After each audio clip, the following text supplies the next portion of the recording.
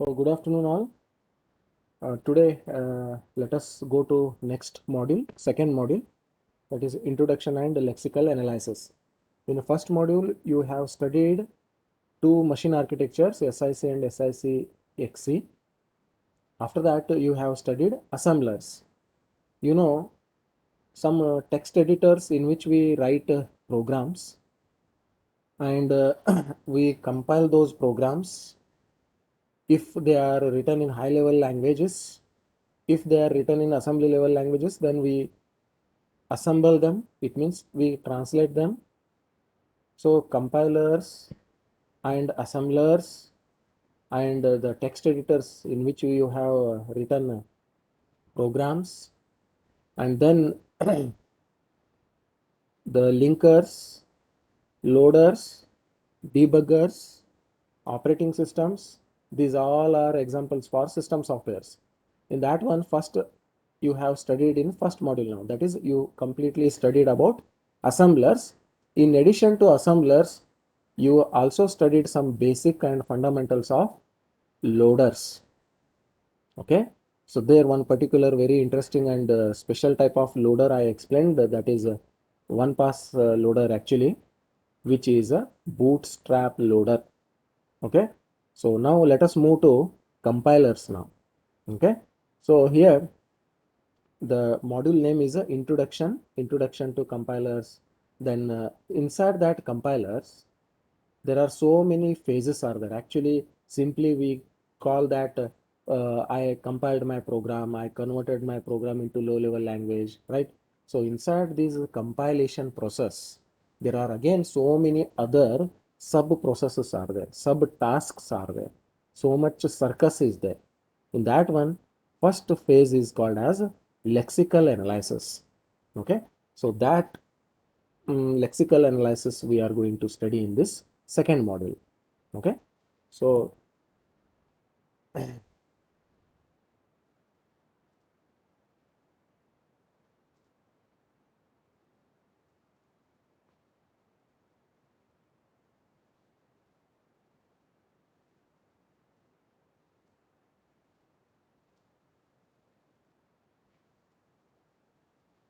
okay, here this is a introduction part.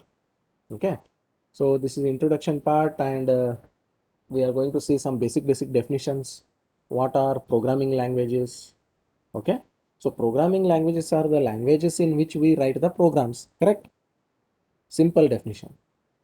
And why we are writing these programs? What are actually these programs? Programs are nothing but they are set of instructions, right? So to whom you are writing these set of instructions? It means you are giving some instruction to somebody.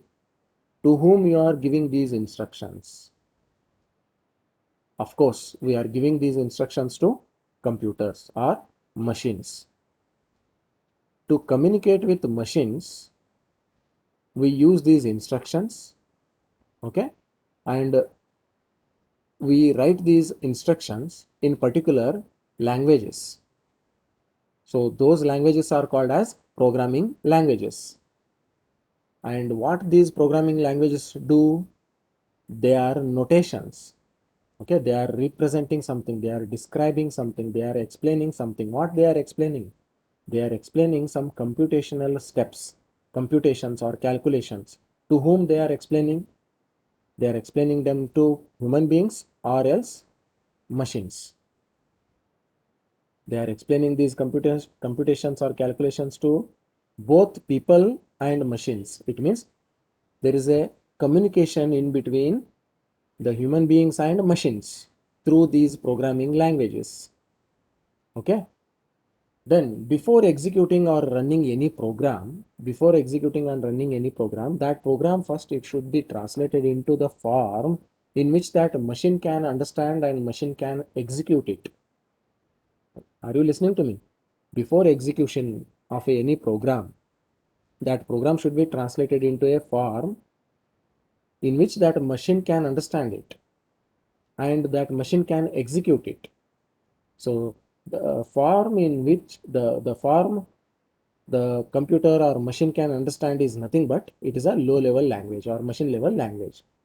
So any source program, whatever you have written, it should be converted into low level program, that is object program. The source program should be converted or translated into object program, because computers can understand and execute only object programs.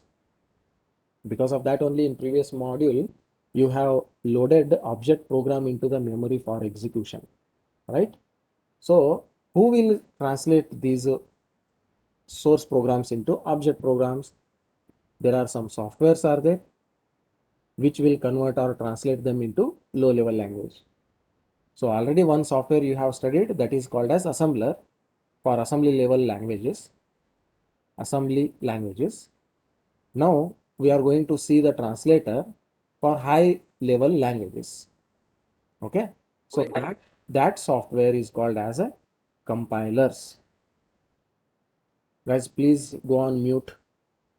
Don't disturb me.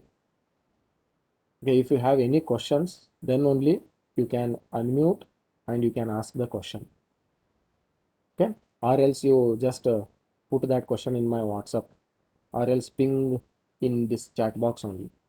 Okay, so this softwares already we have studied, which are trying to translate the source programs into object programs.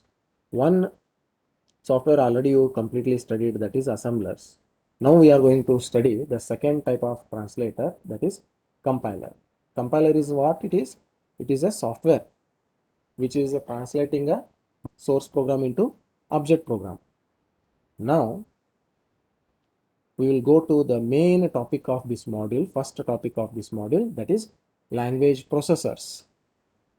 So in our actual VTU syllabus, I call it as a 2.1 because I am discussing a second module. In that first topic is language processors, but in this textbook it is a 1.1. Okay, so in our according to our VTU syllabus, this topic I call it as a 2.1.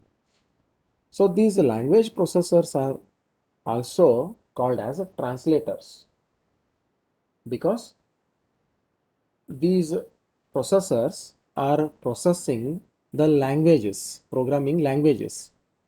Processing means what type of processing? Definitely it is a translation.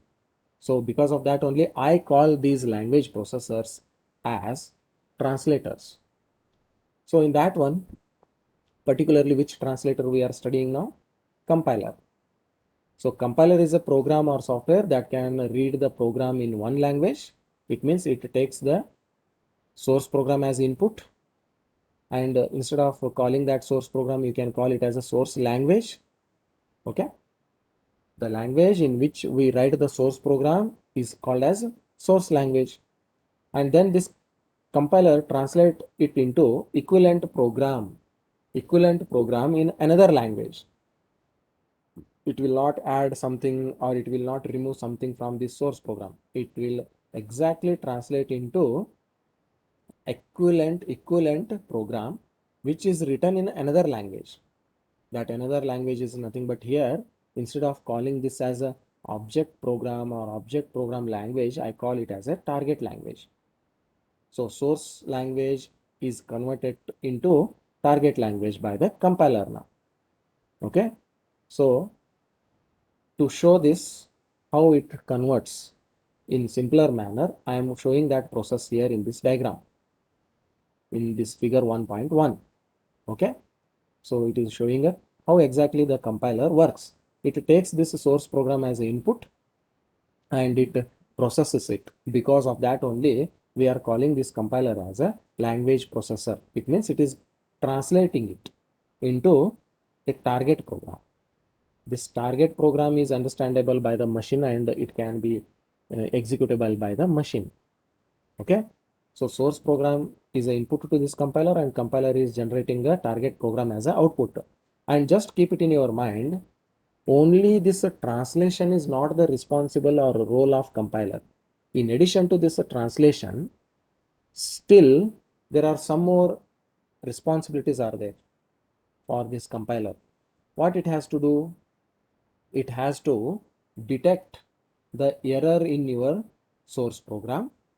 It has to detect or it has to find out the errors in your source program, and it has to report those errors to the programmer or user so that he can take some any corrective actions like debugging. Okay, so not only the compiler is translating the source program into target program, so it is detecting the errors in a source program and it is reporting those errors to the programmer or user so that he can take any corrective actions. It means he can take any actions to remove those errors. That is nothing but debugging action. Okay. Then if the target program is executable machine language program, of course, that target program, whatever that compiler has generated as an output, that target program is nothing but it is a machine language program. Just now I told you, because of that only I told you this target program is understandable by the machines. Then after converting the source program into target program, and once the user confirms that this target program is now executable, okay, executable program, particularly which executable program? Machine understandable program or machine language program. Then user or programmer call this program, or he uses that target program, or he uses that object program, which is understandable only by the machine. Why he is using this object program? To process the inputs and to produce the outputs. Okay. Now the target program should process the inputs and produce the outputs. It means it should accept or receive some inputs from the user or programmer. Then it has to produce the output for the user or a programmer. That process is shown in this 1.2 figure 1.2. Target program is receiving input from the programmer or user and it is producing the output. Processing the input, okay, here it is processing that input, then it is producing the output. So apart from this compiler, there is one more language processor is there. There is one more translator is there. That is assembler. Then apart from these compiler and assemblers, one more translator is there, one more language processor is there, third processor, language processor or translator, that is interpreter. Already you know assembler, just now you are studying basics about compiler. Then apart from these two, one more translator is there, that is interpreter. Okay, what this interpreter does, how it is different from compiler? You know, compiler took the source program as a input and it processed it and it produced a target program. But here in interpreter, the interpreter will not produce the target program as output. Okay, it simply processes the source program inside here and then directly it starts to execute the source program in a machine. Okay, so in fact it is not possible, of course, source program cannot be executable directly inside the machine, but here this interpreter should convert that source program into target program, but at a single unit it will not convert it. I mean to say is compiler takes the source program as a whole as its input and it produces target program as a single program as a output. But in interpreter what happens? In interpreter, each and every statement of your program will be taken individually, line by line, statement by statement, or instruction by instruction by the interpreter, and then it converts it line by line, not as a whole. Okay, suppose our program contains 100 lines. So the interpreter takes the first line and it converts into low level language. Okay, it takes a second line, then it converts into low level language. It takes third line and it will convert it into low level language. Like this, statement by statement, line by line, instruction by instruction, it will convert the source program into target program. And when we are giving this source program as an input to this interpreter as an input, at the same time we should pass the inputs to this interpreter. So whenever it scans scanf function of your C program, it understands that I have to take input from the user. So when you have written a scanf statement in high language, okay, that is C language. So when this interpreter reads that scanf function and it converts into the target program or a target instruction, then immediately it starts to take the input at that same time. Okay. So however it is converting the instructions one by one into the low level language or low level instructions. At the same time, it receives the input from the user. It asks the user to submit the inputs, and next whenever it comes to the executable statements like sum equal to a plus b, for example, okay, sum equal to a plus b. So already user has given a and b value, then it processes it, then it produces the output. Okay, like this interpreter at the same time, at a whole, at a same unit, it it never produces the target program. It produces the target program in the form of separate instructions, separate object code. Okay, so then it produces the output.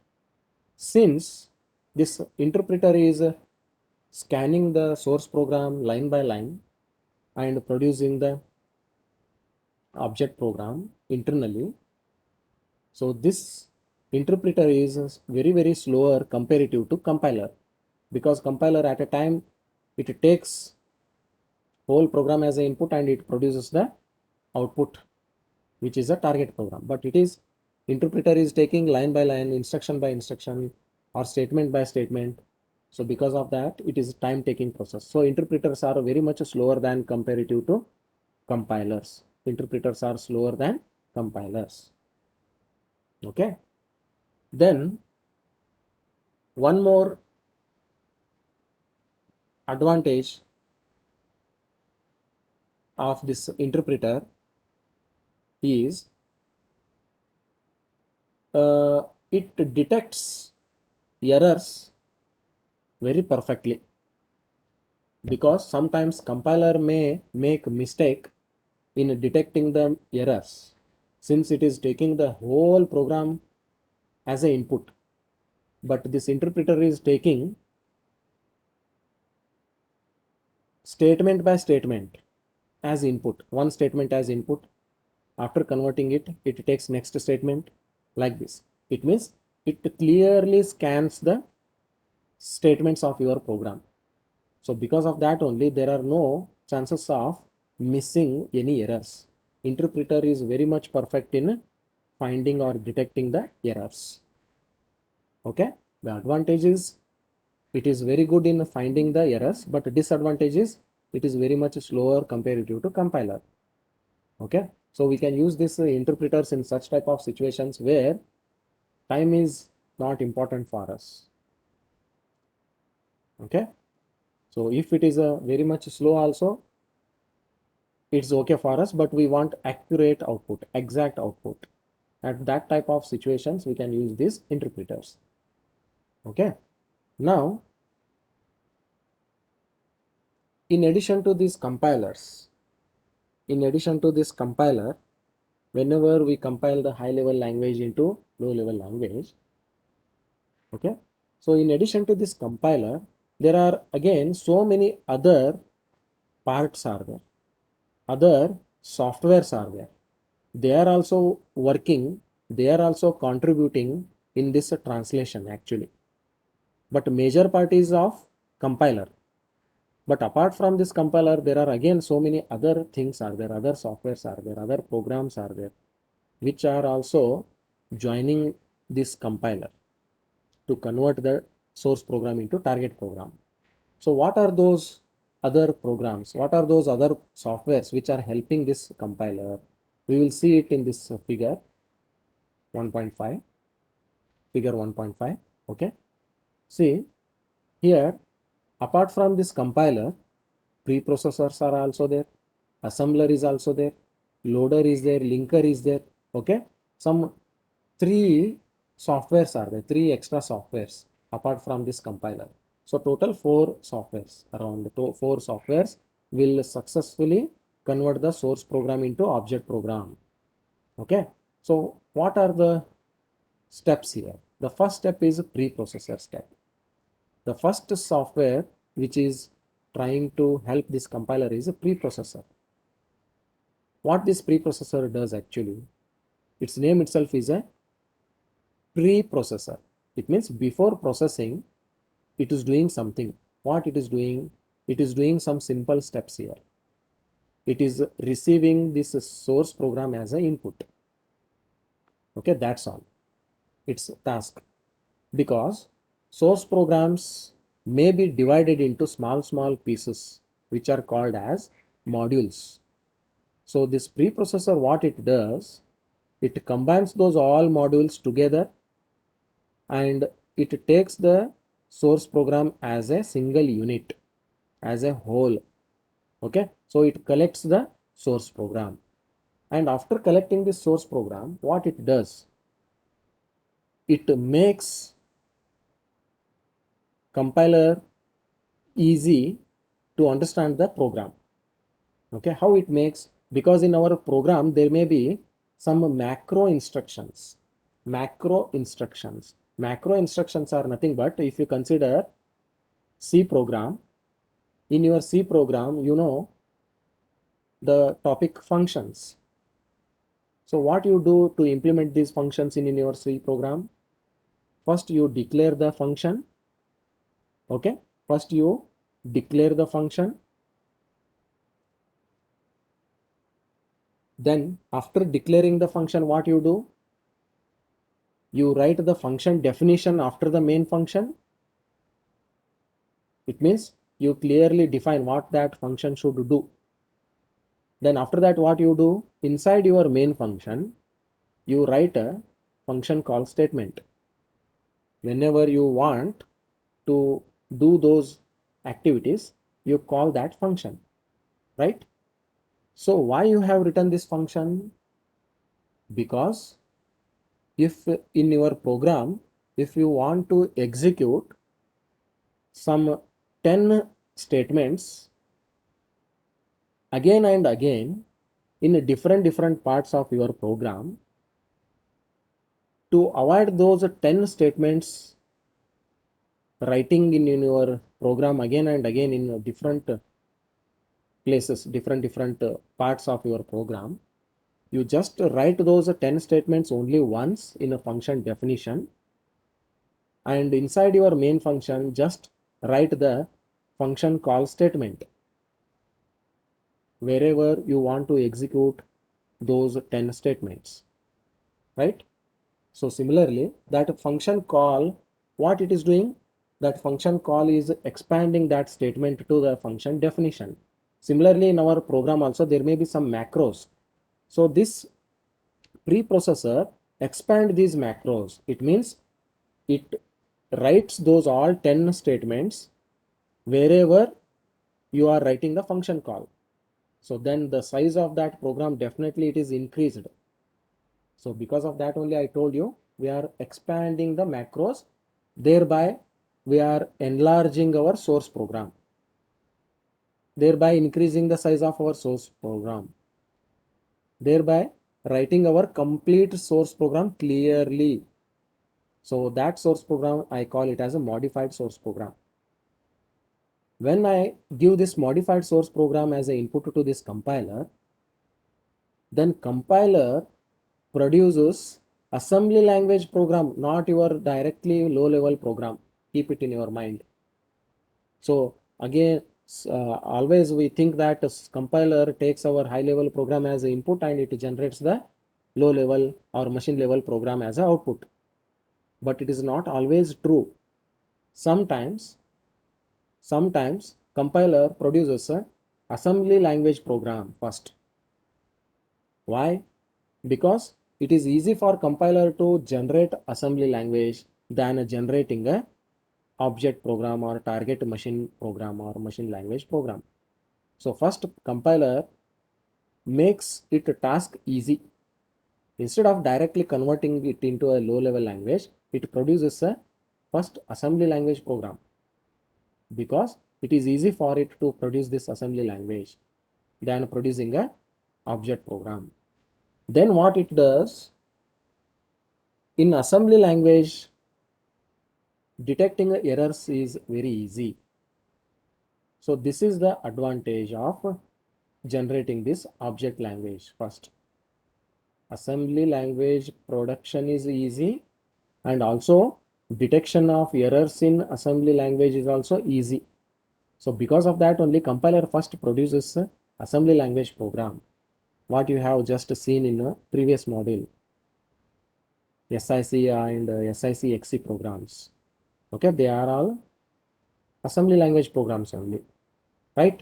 So after giving this target assembly program as an input to this assembler, so after compiler, assembler is there. So this assembly program is input to this assembler. Then this assembler will produce our object program or target program or machine level language program or low level language program, which I call here it as a relocatable machine code. Okay, because some modification is required there based on the available of memory in our computer. So I call it as a relocatable machine. Wherever the memory is available, there I can load that memory, program. So it is called as relocatable program. So this relocatable program is an input to linker. Why sir linker? Because very large program, if you consider, those large programs are divided into modules or small pieces. Those all small pieces, I call them as here subroutines. Those all small pieces are converted into low level language. Okay, so those all pieces have their own low level language programs or object programs. So this linker will link those all object programs together. Okay, for example, if you recall the previous module, we studied control section topic there. Each control section is generating separate object program, and at the end the linker will join these all object programs together and it will make one single object program. Are you getting what I'm telling? So linker will combine these all object programs.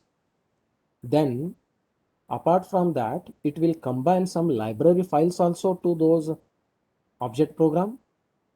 Okay, it combines all relocatable object files. So the linker combines all relocatable object files or object programs, and to these it will add some library files also. So it will make one complete package here. Then it will submit it to loader. Then loader will load it into the memory for execution. Okay, so at last we will get our target machine code, that is low level language. Clear? So now we will go to one more major topic, which is a structure of a compiler. Structure of a compiler in our actual syllabus of VTO, it is 2.2. I call this topic as 2.2. Okay, because second topic of second module. Very important, definite question for your exam. Definite question. Okay. So sometimes they may ask it for 8 marks, sometimes they may ask it for 10 marks. Very easy question and fixed question. Structure of compiler. See, usually whenever we convert the source program into target program, which is done by this compiler, we call this operation as a mapping operation. It means that this compiler is mapping the source program to object program. Technically, we call it as a map. Okay. So here, this conversion or translation or mapping process contains two sub processes. Okay. What are those two sub processes? First process is analysis. Second process is synthesis. Remember these technical words. Analysis and synthesis. So compiler task is divided into two tasks now, two subtasks now, analysis and synthesis. What this analysis does? Analysis simply divides our source program into small pieces, and it puts one particular syntax or one particular structure for those pieces. It means it prepares some grammatical structure, some grammatical syntax, some grammatical format for those all pieces. Okay, then what it does? Then it uses these all format or structures or syntaxes to create a intermediate representation of a source program. Intermediate representation. Why it is creating this intermediate representation? Because directly we cannot represent our object program. It will be difficult for us to understand. So first, we represent our source program in the form of intermediate representation. Then we can convert this intermediate representation into low level language or machine level language or machine representation program. Okay. If there is any error in our source program, this analysis will detect that error in our source program. Okay. Are you understanding what I am telling? Analysis part takes the source program as input. It divides into small pieces. It prepares a structure for these all pieces, and it uses those structure to produce one intermediate representation of our source program or our original program. And also it detects the errors in our source program. Okay. That error may be because of syntax or because of semantic. Remember these two words now. Syntax and semantic. Syntax means what? There is a mistake in any syntax. Syntax error. Semantic means there is a mistake in a logic of your program. Semantic is nothing but it is a meaning. Meaning. Okay, semantics is nothing but meaning. There is a mistake in meaning means what? There is a mistake in a logic of your program. Okay, so this type of errors will be detected by this analysis step. Okay, then it gives very informative messages to our user or programmer after detecting the error, so that he can take some corrective actions. Okay, so this analysis part also collects some information about our source program. Okay, what type of information it collects? It collects what is the name of the program. Okay, and what is the language of this program, whether it is a C or C++ and all those things, and what all the variables are defined in this program. Okay, what are the values of those variables? So these all information, so many other information it will collect, and it will store that information in a data structure which is called as a symbol table. Already you know this one. Symbol table is a hash table with key value pairs. In previous module already you studied symbols and their addresses. Symbols, their addresses we have stored in this symbol table. Symbol value is nothing but address of that symbol. Okay, so this symbol table will be given to our synthesis step as an input. That is the next step of analysis step. Okay, that entire symbol table, okay, it will be given to the synthesis step. Then what that synthesis step should do with this symbol table? right? So not only symbol table is given to synthesis step, along with the symbol table, analysis step should provide this intermediate representation whatever it has produced to synthesis step.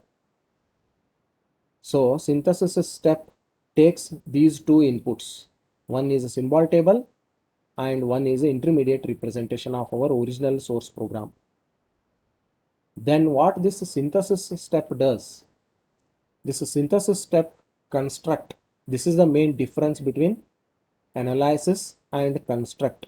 Analysis will divide the program into parts, but this synthesis will construct. It means it combines all these intermediate representations and it collects other informations from symbol table. Then it develops or it produces a target program. It produces a target program from this intermediate representation and the information which was produced and which was given by this symbol table. Are you understanding? It takes these two inputs and it produces the target program as output.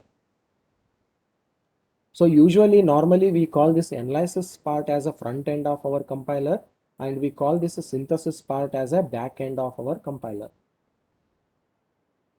Okay, remember the compilation process is mainly divided into these two steps, analysis and synthesis. Analysis is also called as front end, synthesis is also called as back end. Analysis will divide the program into different pieces and it prepares a particular structure or format for those pieces, and it will use these structures to produce one intermediate representation of our original program instead of directly converting it into a low level program. Then it will find out the errors, syntactical error or semantical error, and it will produce very clear messages and it will send those messages to the user so that he can take some corrective actions. Then also this analysis step will collect some information about our source program, that is our original program. So those all information will be stored in the symbol table, and then this analysis step will submit this intermediate representation and this symbol table to next step, that is synthesis step. And this synthesis step takes these two inputs and it produces the that is target program as a output. Okay. Then this first analysis step is called as a front end. Synthesis step is called as a back end of our compiler. Okay. So this compilation step or compilation process mainly divided into two parts actually. But if you want a clear division, if you want to take one more step ahead inside the deep of this compiler topic, this compilation process actually it is divided into some 6 to 7 parts again, 6 to 7 phases again, not only 2 phases. It means that these 2 phases, analysis part and synthesis part, whatever I told you, these are again divided into multiple number of sub parts or sub phases. So totally that compilation process is divided into 7 phases. Okay. So now let us see these 7 phases of compiler. This is the actual structure of your compiler, which is our main topic. Okay, but you should explain these all things, whatever just now I discussed in your answer to impress the evaluator and to score more marks. Okay. So these all 7 phases are here. These all 7 to 8 phases will use the symbol table. All phases, every phase will use this symbol table. In that one, first phase is called as a lexical analyzer. Okay. Second phase is syntax analyzer. Third is semantic analyzer. Fourth is intermediate code generator. So these all are analyzer. So you can call these steps as a analysis part, what I already just now discussed, which will divide the program into pieces and it will produce the structure for these pieces, and it will generate an intermediate program instead of object program, right? So that only I have divided into here these 4 steps here. You can observe here. Output of this all analysis step is an intermediate code or intermediate program. Then this intermediate program and this symbol table will be given to the synthesis step, correct? Which will do the actual translation step. So which is called as backend of our compiler. So here again, machine independent code optimizer is there, code generator is there, machine dependent code optimizer is there. So these some 3 to 4 steps are here. So totally just count it, how many phases are there? 1, 2, 3, 4, 5, 6 and 7. 7 phases are here, correct? So within 5 minutes, this meeting ends. Immediately you rejoin this, okay? See, first lexical analyzer, syntax analyzer, semantic analyzer, intermediate code generator, machine independent code optimizer, and here one more optimizer step is there, that is machine dependent. This is machine independent, but this one is machine dependent. So these optimization steps are not mandatory. Remember, these optimization steps are not mandatory. They are optional. Even though they are not here, even the code is not optimized also, it is okay. Directly we can generate the code with this code generator. Remember. But at least we should optimize this code once. So because of that only, any one of these 2 steps may be present in this compilation process. If both of them are not present there, any one of them can be present or both of them may be absent. Clear? So you please leave the meeting and you just rejoin at exactly 2 o'clock after 2 minutes. Okay. But remember, these all 7 phases will use this symbol table information or symbol table. Okay. Okay. You leave the meeting and rejoin within 2 minutes.